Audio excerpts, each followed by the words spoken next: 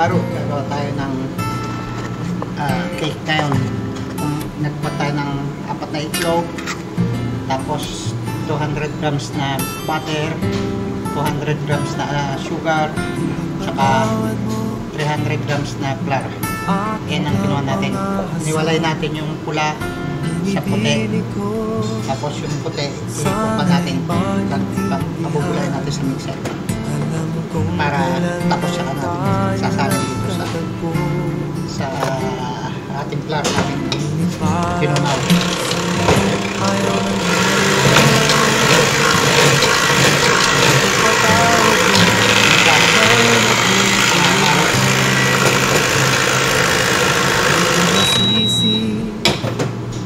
Chat ko muna, tuloy natin. Okay mga kabaro, tuloy natin. Ito yung cake white, pabubulay natin yung red white.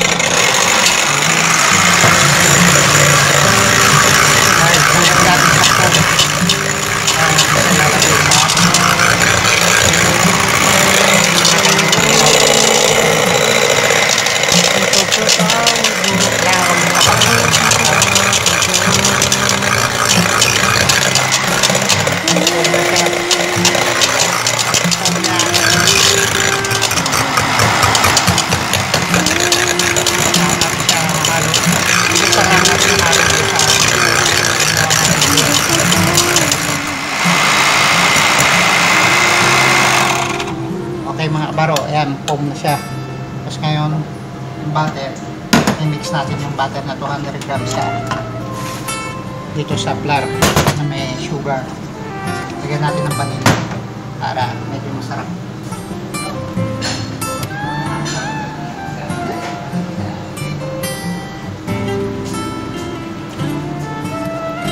Lagyan ulit natin ng vanilla, mga 2 patak na para meron siyang aroma. Gawa natin 3 patak yung nilagay ko.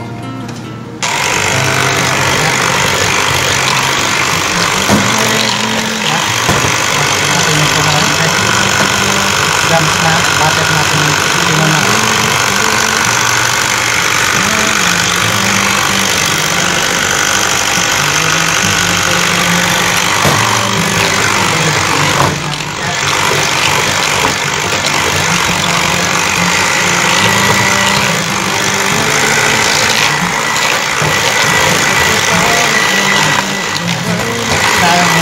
Ginawa natin foam na white egg. Ginawa natin siya halos.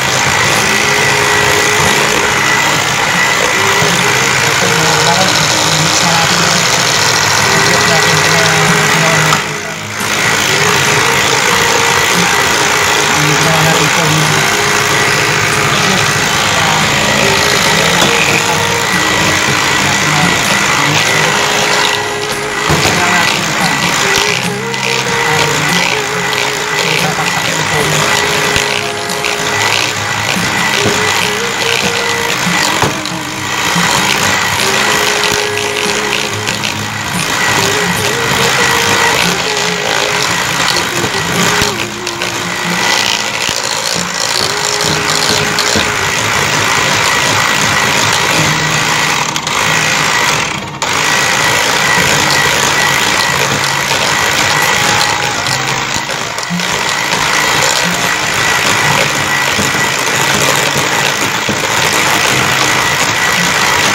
mga kabaro. Ngayon lalagay natin yan sa lalagyan ng cake.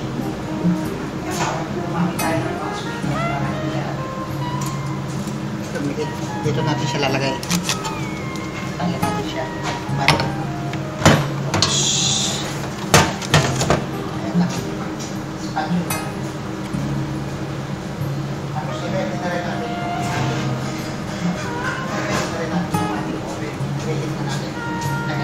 Sa 160 30 minutes kikin na lang pagka panakuan. Okay mga kabaro, nasalin na natin.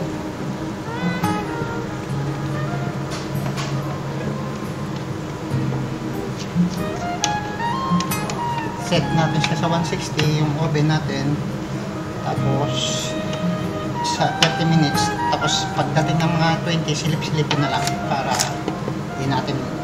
hindi tayo masunugan o mag-brown yung ating kuwan o hindi bumagsak yung ating cake. Alright. Ngayon, andito na siya sa kuwan na siya, lalagyan. Sasalang na ngayon natin siya sa oven. Naka-preheat na yung ating oven. Oops.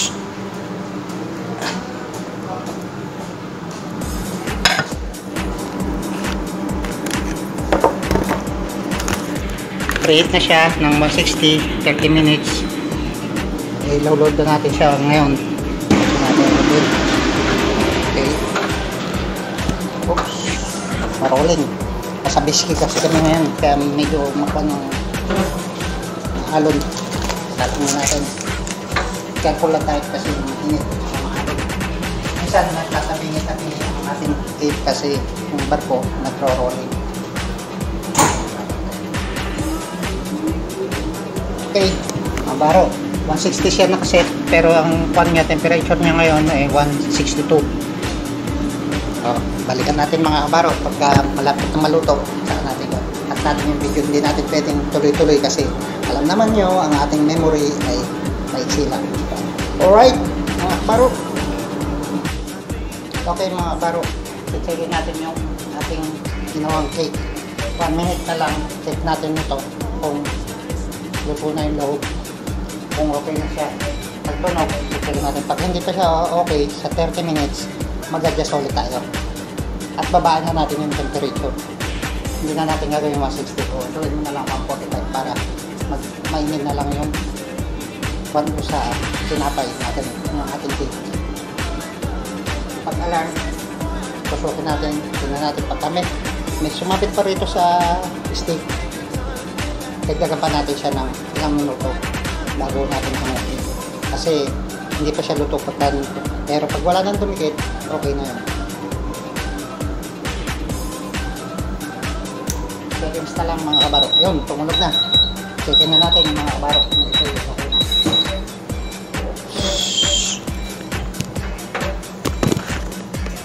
Ayan mga kabaro, checkin natin kung ito yung meron pa. Basta pa mga kabaro, hindi pa siya nakuha na yan, may dumikit. Meron pa siyang ilaw pa siya, ibig sabihin mo. Kaya salang ulit natin siya. Set tayo ng mga 5 minutes pa o 10 minutes. Set natin siya sa 10 minutes ulit. Pagdating ng 5 minutes, checking ulit natin kung siya ay okay na. Kasi mga kabaro, may dumidikit pa sa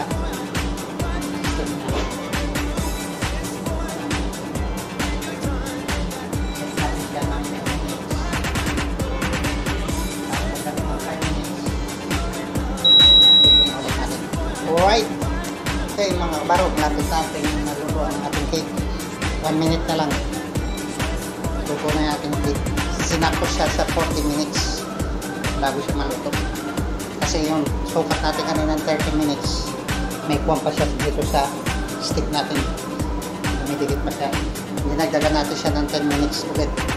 Pag check ko ng 5 minutes hindi pa siya pwede, ginawa na natin siyang 40 minutes lahat. Ngayon, okay na, tumunog na.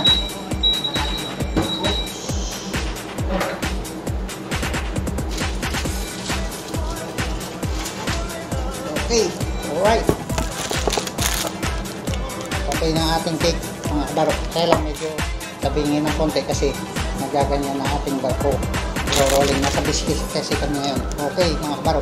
Palalamigin natin to, tapos lalagyan na lang ang agad natin ng icing. Alam naman siguro nyo, kailangan sa paggawa ng icing, magaling tayong hindi pa natin kamay. Kailangan magaling tayong magplatada. Yan ang, kailangan magaling tayong masun. Baro. I-break kasi ulit to kasi gagawa pa ulit ako ng cookies para sa dessert. Okay mga kabaro. Maraming salamat ulit sa inyo. Sa mga nag-like at nag-subscribe at nag-view sa aking YouTube na Buhay Chef sa Barko. Hanggang sa muli, sa next episode ulit. okay na yung ating cake. Lalagyan na lang natin ng icing. Bye-bye! So mga kabaro, gagawa naman tayo ng cake. Meron namang may birthday na naman. Kailangan magaling na naman tayo mag-design. Kailangan dito na naman na hindi pasmago kamay natin. So na naman tayo. Kailangan maging masun. Maging kang masun. Para mapantayin natin ng ating cake.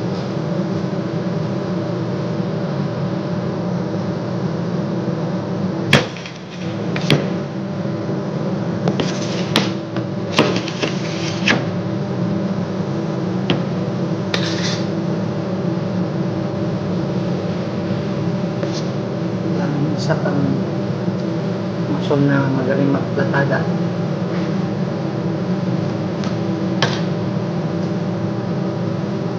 Hindi masyado kamay.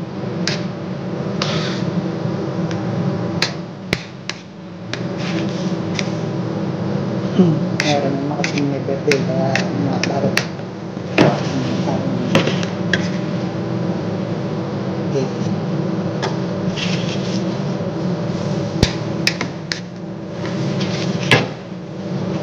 Flavor ng cake natin na yung strawberry. Pilit sila dito sa strawberry at blackberry,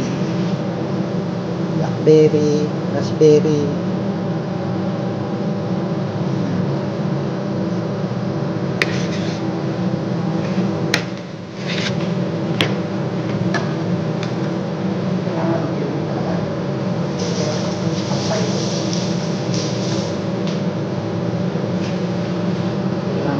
Pulido ang ating pagkapantay.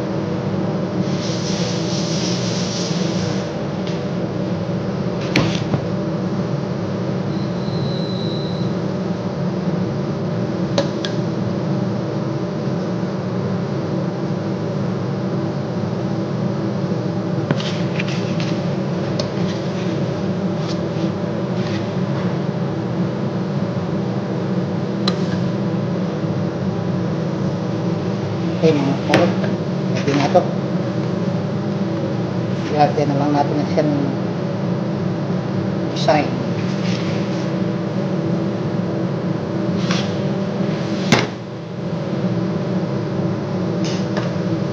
Muna natin ng ating video para magkasya ang ating memory. Tuloy na lang ulit natin pagka natagpos na.